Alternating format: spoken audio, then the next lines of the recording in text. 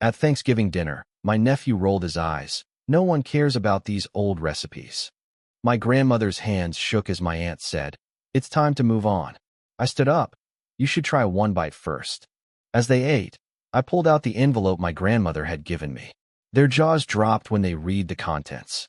I never thought I'd post something like this, but after what happened this Thanksgiving, I need to get it off my chest.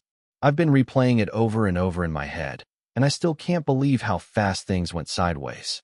This isn't just about food or family drama. It's about something deeper, something we didn't even realize we were losing. So here it goes. My name is Ray, 42, born and raised in the South. Thanksgiving's always been sacred in our family. We don't miss it, ever. Whether you live across town or across the country, you come home for Thanksgiving. That's the rule. This year, we were all gathering at Aunt Margaret's house in Charleston. It's a big colonial-style house near the Battery, old but beautiful, the kind of place with creaky stairs and too many family photos on the walls. It's been in the family since the 60s. She hosts every few years, and she always does a decent job, even if she acts like she's doing everyone a favor. Anyway, the plan was simple. Dinner at 3 p.m., everyone brings a dish, and of course, Grandma Eleanor cooks the staples, her turkey, sweet potato casserole, and that cornbread stuffing that tastes like home. Now Grandma's 87. Her hands shake a little now, and she moves slow, but she still insists on cooking. Says it gives her purpose. Everyone knows not to mess with Grandma's kitchen. That's just how it's always been. But this year felt different. There was this weird energy from the moment I walked in. People were distracted. My cousin Tara was glued to her phone. Uncle Mike was already 2 bourbons in before 2 p.m. But the real mess started when my 19-year-old nephew, Owen, showed up with his new girlfriend and that arrogant smirk he picked up from college. I was carving the turkey when Owen came in, sniffed the air, and wrinkled his nose. Then he said it, loud enough for everyone to hear. "No one cares about these old recipes." I froze. My hand was on the knife, and I remember gripping it a little tighter. My stomach dropped. Grandma, who was sitting nearby with her cane across her lap, looked up. Her hands were shaking a bit more than usual. She didn't say anything, just looked down at her plate like she hadn't heard. But I saw her face. She heard. Aunt Margaret, trying to smooth things over, piped up from the other end of the table. "Maybe it's time to move on from all this heavy food. We could modernize the menu next year. Lighten things up." And that was it. That was the moment. Something inside me snapped. I stood up, still holding the carving knife. "Before we throw away 80 years of tradition, maybe you should try one damn bite first." The room got real quiet. Owen rolled his eyes again, muttered something under his breath, but he took a spoonful of the stuffing and plopped it onto his plate like it was radioactive. Aunt Margaret gave me that tight-lipped smile, like I was making a scene. But I wasn't done. I reached into my jacket pocket and pulled out a small, thick envelope. I had been carrying it all day, waiting for the right moment. Grandma had given it to me that morning when I picked her up. She said, "Read this to them if they start talking about changing things." I passed the envelope to Aunt Margaret first. She opened it, pulled out a stack of folded papers, yellowed with age. Some of them were typed. Most were handwritten in fading ink. She started reading the top one, and her mouth opened slightly. Everyone watched her. Then she handed it to Uncle Mike. Then to Tara. Then to Owen. Their expressions changed one by one. What they were reading wasn't just recipes. It was a timeline. Each page had a story. Not just ingredients and instructions, but where the recipe came from. Who made it first? What it meant. The pecan pie? That was my great-grandfather's. He started baking it for my great-grandma when he was courting her during the war. He had written that if she smiled after the first bite, he'd propose. She did. He did. Married 60 years. The sweet potato casserole? My mom's recipe. She entered it in the South Carolina State Fair in '88 and won second place. That was her proudest moment before she passed. I still remember how she screamed when they announced her name. Even the cornbread stuffing had a history. Came from my great-great-grandmother, who made it during the Depression with scraps. She wrote, "Feed the stomach, feed the soul." That's what was on the paper. Everyone went silent. Even Owen. No one could say anything for a full minute. They just kept reading. Grandma sat quietly in her chair, her eyes watery but proud. She didn't have to say a word. We hadn't even gotten to the letter at the bottom of the stack. It was addressed to my family when I'm gone. I didn't read it out loud. Not yet. Not until I knew they were ready. I tucked it back in the envelope and placed it in front of Grandma. Then I sat down and looked around the table. Everyone had started eating again. Quietly. Slowly. And for once, it wasn't about who brought what, or who sat where, or who said something dumb. It was about remembering. That was 3 days ago. And the fallout since? That's where things really got interesting. So, 3 days after Thanksgiving, the silence finally broke, but not in a good way. My phone rang that morning. It was Aunt Margaret. No, hi. No small talk. Ray, what the hell were you thinking, pulling that envelope out during dinner? I blinked. Excuse me. You blindsided us, she snapped. That letter made your grandmother look like she's dying. She's old, Margaret, I said flatly. She knows her time is coming. She's just trying to make sure her legacy doesn't get tossed out with the damn gravy.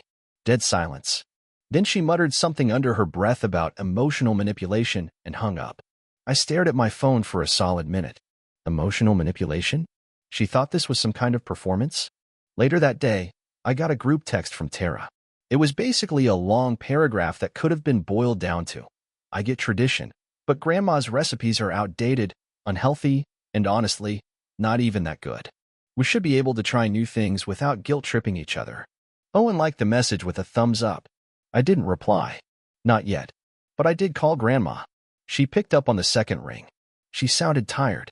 They're fighting, aren't they? She asked softly. I didn't lie. Yeah, some of them think you were. I don't know, trying to guilt everyone. She laughed, one of those hollow laughs with no joy in it. I gave that envelope to you because I knew this would happen. They don't understand. Recipes are stories. You throw them out, you're throwing out people. Then she told me something she hadn't said before. There's more in the letter. What do you mean? I left out something. On purpose. I didn't want to ruin dinner. My stomach turned. What is it? She didn't answer right away. Then, quietly, there's another recipe in there. One they've never seen. The real story behind that sweet potato casserole. The blue ribbon isn't the whole truth. Now that got my attention. Turns out, my mom didn't create the recipe. Not exactly. She stole it. From someone else in the family. Someone we never talk about. Her name was Lila, Grandma's older sister. She died before I was born. But according to Grandma, she was the real cook in the family. And she was brilliant. She created that sweet potato casserole when she was just 16. But then, something happened. One year, right before Thanksgiving, Lila disappeared. Just gone. No note. No goodbye. Family story says she ran off with a man twice her age. Others say she had a breakdown. What Grandma told me next made my skin crawl. Your mother found Lila's notebook after she left, copied the recipe, claimed it as her own, and won the fair with it. I didn't know what to say. I felt like I'd been punched. It was her way of keeping Lila's memory alive, Grandma added, like that somehow softened it. So I opened the envelope again. And there it was, tucked in the very back, folded twice and held with a paperclip. A faded, torn recipe card in handwriting I didn't recognize. Underneath it, in shaky letters, it read, from Lila's kitchen. Sweet potatoes with secrets. No one else in the family knows about this. Not Aunt Margaret. Not Tara. Not Owen. Not even Uncle Mike, who dated Lila's best friend back in the day. So now I'm sitting on a time bomb. Do I tell them? Do I let them keep worshipping a blue ribbon that was never really ours to claim? Part of me wants to. Badly. Especially after how they all treated Grandma at that table. But another part of me is scared. Because if I tell the truth, I won't just be starting a fight about food. I'll be digging up a ghost. And that ghost might tear this family apart.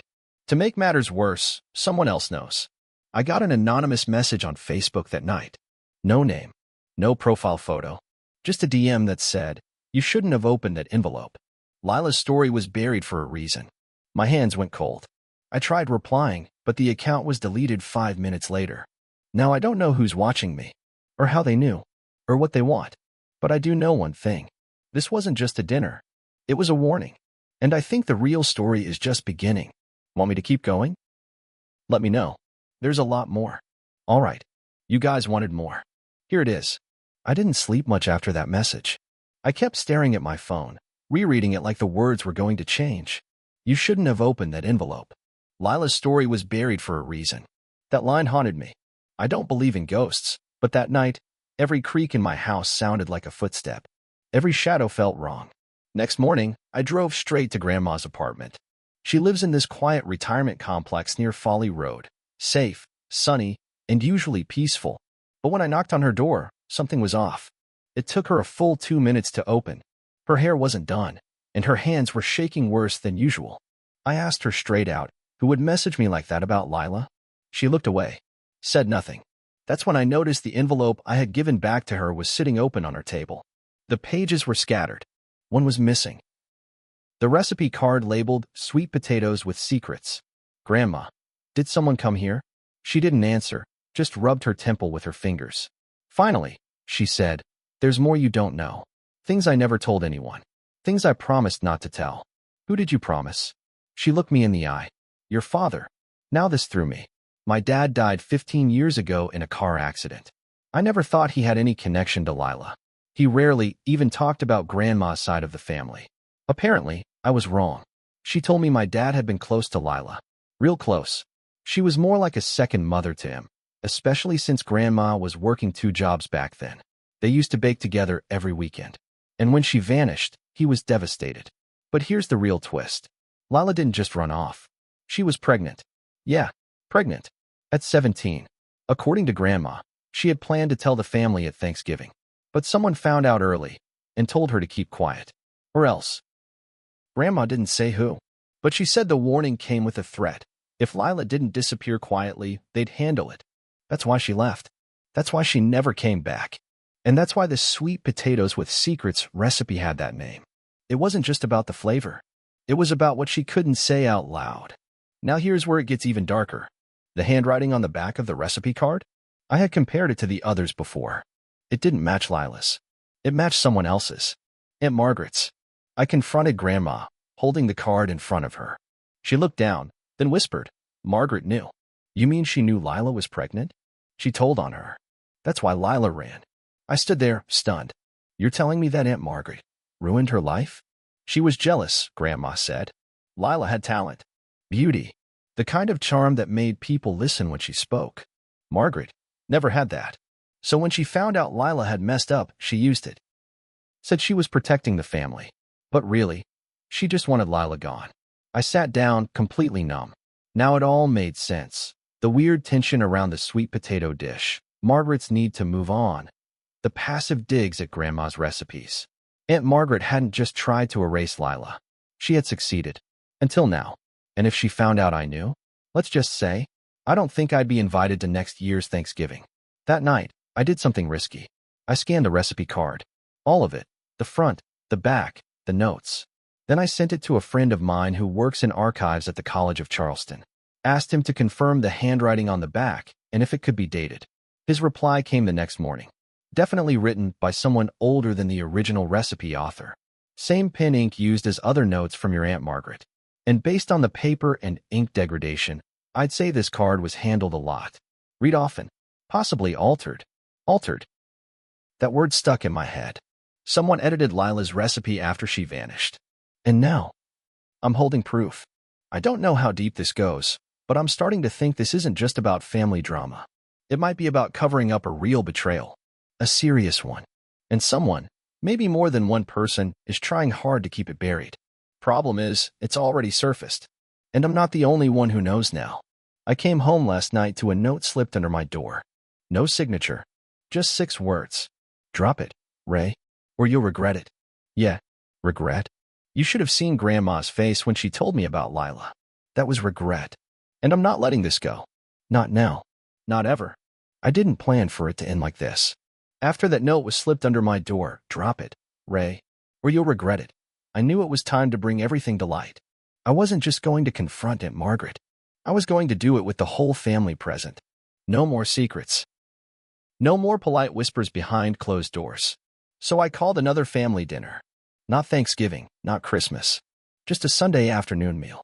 Told them Grandma wanted everyone to come. That got them moving. No one ignores Grandma. Not yet. Anyway, we met back at Aunt Margaret's house in Charleston. The same place everything had gone wrong. The same place where Owen rolled his eyes, where the envelope changed everything. But this time, I came prepared. Grandma sat at the head of the table again. She looked more frail than ever, wrapped in a shawl, hands folded tight in her lap. Her eyes were sharp, though. She knew. Everyone else trickled in.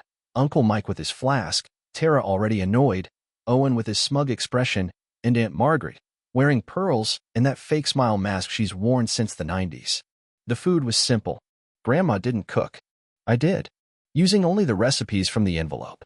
As we sat down, I cleared my throat. I have something to say. Actually, a lot. Tara rolled her eyes. Can we eat first? No, I said, flat. You'll want to hear this on an empty stomach. I pulled out a folder. Not the envelope, a folder. With printouts of the scanned recipe, Grandma's story, and the handwriting analysis. The whole truth. And I said it. All of it. Lila was pregnant. Aunt Margaret knew. She told. She threatened. That's why Lila ran. And after she vanished, Margaret altered the recipe. She even wrote on the back of Lila's card, probably to justify her part in it, something like rewriting history. Then I dropped the last piece. I held up a photo. A photo my dad kept hidden in one of his old notebooks. I'd found it the night before. Him as a teenager, standing next to a young woman with dark hair, holding a pie. Her handwriting on the back, to my sweet little brother. Never stop baking. L. Aunt Margaret went still. The silence was painful. Grandma looked down. Uncle Mike's mouth was hanging open. Tara whispered, Is that her? Yes, I said. That's Lila. Then I turned to Margaret. You tried to erase her. But we remember. And now everyone knows. Margaret didn't deny it. She stood slowly, her hands gripping the table like it was the only thing keeping her upright. I was jealous, she said, voice cracking. Do you know what it was like? Always second best. Lila could do no wrong. Even when she messed up, people still adored her. She got pregnant and still had everyone's sympathy. I couldn't take it. She paused. So I told our father. And he handled it. I didn't know he'd threaten her. I didn't know she'd actually leave. I thought she'd just get scared and fall in line. Grandma finally looked up. You thought wrong. Margaret dropped back into her chair, defeated. I kept the recipe to remember her, to keep a piece of her with us. That's why I changed the name. No, I said. You changed the name to hide what happened. Owen stood up, red in the face. Why are we dragging all this out now? She's gone. This is ancient history. I turned to him. You said no one cares about old recipes. Well, this one has a body buried under it. If you don't care about that, then maybe you shouldn't sit at this table. He sat back down. Quiet. The tension broke like glass. Tara got up and walked out, tears in her eyes. Uncle Mike muttered something about needing air and followed. Only Margaret, Grandma, and I were left. I'm sorry, Margaret said, almost a whisper. I never thought it would follow us this long. Grandma didn't yell, didn't cry. She just said, you knew what you did. And every time you served that dish, you reminded me. Then she stood up, slowly, carefully, and left the room. The aftermath was quiet. No one stormed back in. No one shouted. We just sat there. Later, I walked Grandma to the car. She didn't say much, just held my hand and patted it once before getting in. That was the last time we all had dinner together. It's been 5 months. Grandma passed away 2 weeks ago, peacefully, in her sleep. She left me the envelope. Inside it, another letter. Just for me. It said, Thank you for telling the truth. Not everyone will understand. But you gave Lila her voice back. That matters. We buried her with a copy of Lila's recipe. At the funeral, Margaret didn't speak. She sat in the back, wearing black gloves, eyes hidden behind sunglasses. Tara apologized to me after. So did Uncle Mike. Owen hasn't come around since. I still make the sweet potato casserole. But I call it what it really is now, Lila's recipe. The first time I made it after Grandma died, I cried over the mixing bowl. But when I tasted it, I smiled. Because even in the middle of everything that was lost, a part of her was still there. What I learned. Secrets rot from the inside out. Tradition means nothing without truth. And sometimes, the most powerful thing you can do is speak. Even if your voice shakes. Even if no one claps. Even if it's just over dinner. This isn't a happy ending. But it's an honest one. And that's more than we ever had before.